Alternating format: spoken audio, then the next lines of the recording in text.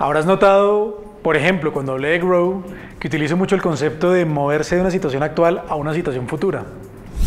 Este concepto es un concepto base de algo que es el coaching. El coaching es una de las técnicas más efectivas que hay en la actualidad para ayudar a las personas a mejorar su desempeño y a mejorar aspectos de su vida. Cuando lo aplicamos dentro del concepto de comunicaciones, que es de lo que estamos hablando, hablamos entonces que del coaching extraemos algunas destrezas claves que son sumamente útiles cuando queremos realmente influir a alguien a través de comunicación y lograr una mejora en esa comunicación de la manera en que la hemos definido.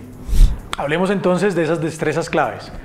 Es importante que a medida que yo vaya hablando de las destrezas, tú vayas haciendo una conciencia respecto a cuáles de esas utilizo bien, qué tan claros son esos conceptos para mí y qué tanto hoy los estoy usando en el día a día. ¿De qué manera quiero mejorar o quiero hacer cosas diferentes?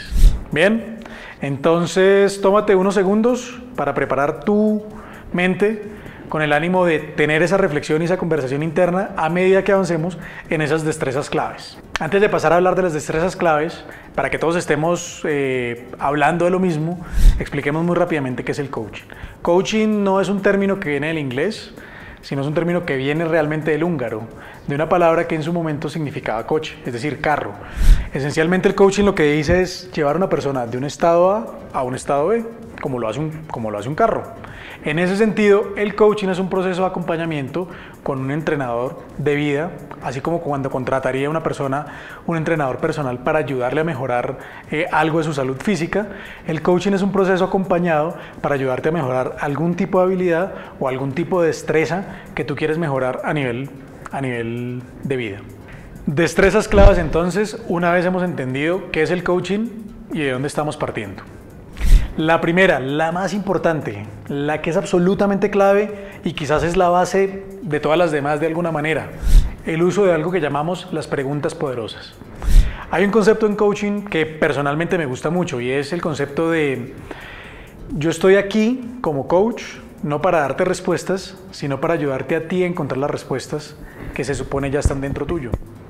Esa búsqueda de respuestas, la manera en la que yo te puedo ayudar es sobre todo a través de hacerte preguntas que te ayuden a ti a indagar, a profundizar, a reflexionar respecto a los temas que estás trabajando. Esa es la base de lo que llamamos las preguntas poderosas. Las preguntas poderosas, por definición, son preguntas abiertas, no preguntas cerradas. ¿Por qué? Porque las preguntas cerradas pueden llevar a respuestas fáciles como sí, no, tal vez, ¿verdad? Si yo te digo cosas como ¿hiciste la tarea?, por decir cualquier ejemplo, tú me puedes decir sí o no. Si yo sé, sin embargo, que tú no hiciste la tarea o que la pudiste haber hecho mucho mejor, hacerte esa pregunta no nos va a dar mucha información, no te va a ayudar a ti a mejorar. Pero si te hago una pregunta abierta como esta, ¿qué necesitas para hacer la tarea mejor la próxima vez? ¿Qué necesitas para mejorar el esfuerzo que hiciste esta vez? Con bastante probabilidad, si te fijas, haciendo la pregunta de esa manera, estoy forzando a tu mente a que realmente busque respuestas distintas para tener que generar una respuesta a la pregunta. Entonces, las preguntas poderosas son preguntas abiertas, son la base del diálogo cuando hablamos de utilizar destrezas para la interacción.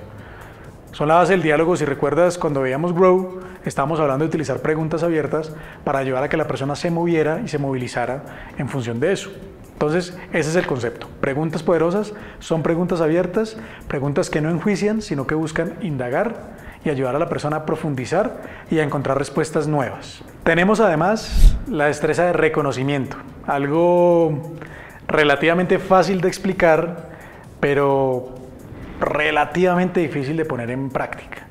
La mayoría de las personas no nos tomamos el tiempo de darle reconocimiento a los demás, de decirle, oye, me gusta esto que haces, reconozco en ti esta cualidad específica, esta característica que tiene tu personalidad, que tiene tu manera de trabajar, realmente la destaco y me gustaría tenerla a mí, por poner algunos ejemplos de reconocimiento.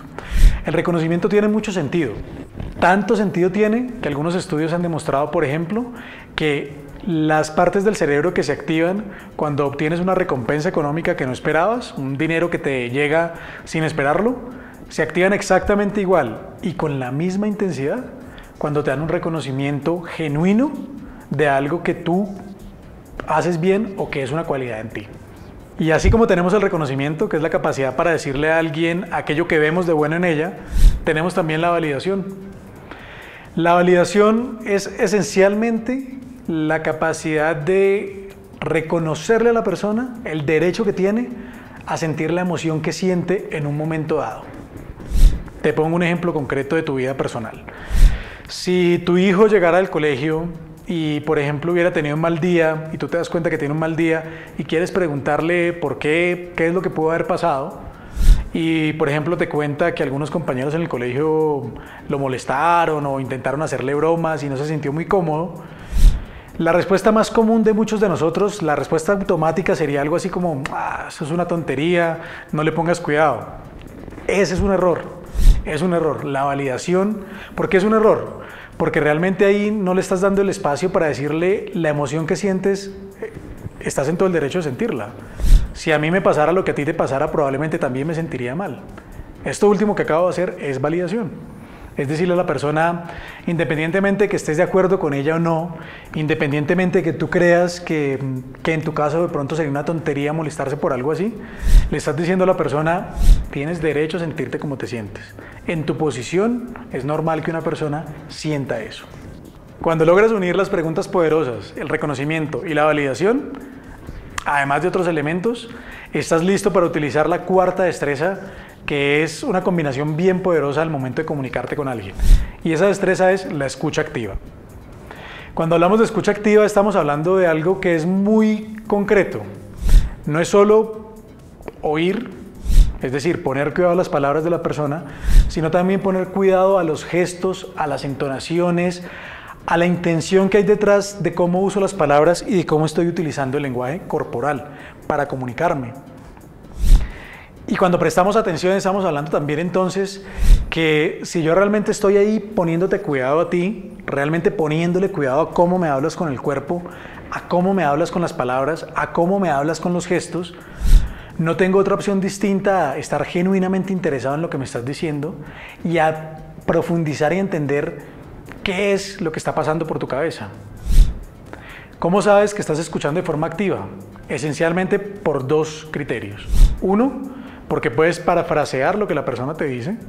Y dos, porque te vas a dar cuenta cuando hagas escucha activa que las preguntas abiertas, las preguntas poderosas te fluyen de manera muy natural. El reconocimiento te fluye de manera muy natural. La validación te fluye de manera muy natural. Ahí es cuando sabes que estás escuchando activamente. Adicionalmente a las destrezas mencionadas, hay dos destrezas complementarias bien importantes, que típicamente se utilizan en el contexto laboral, pero que perfectamente funcionan para el contexto personal.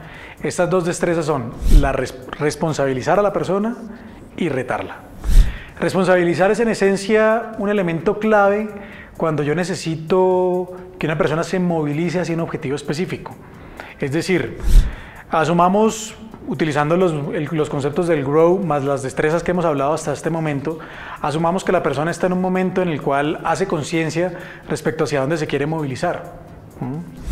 Parte de lo que es importante es que la persona entienda que la posibilidad de que suceda algún resultado respecto a eso tiene que ver con su capacidad de asumir la responsabilidad de mover el proceso. Tú la puedes acompañar, tú puedes colaborarle de manera que haga seguimiento para saber si la persona se mueve, pero ella tiene que tener muy claro que es la responsable final de que se dé ese resultado.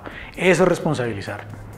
Esencialmente, cuando lo llevamos a una comunicación, quiere decir de tu parte estar muy atento, que la persona no intente que tú asumas la responsabilidad del proceso.